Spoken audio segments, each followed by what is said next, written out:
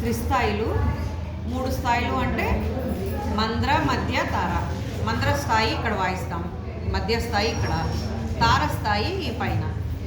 So ఇక్కడి నుంచి సరిగమ పదనిస, సరిగమ పదనిస, సరిగమ ఇక్కడ వరకు వాయిస్తాను ఇప్పుడు.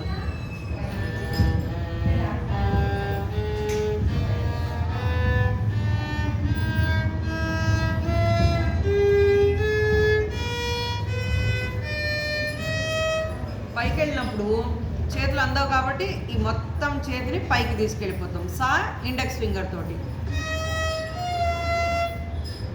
ఇది ఈ వేలుతోటి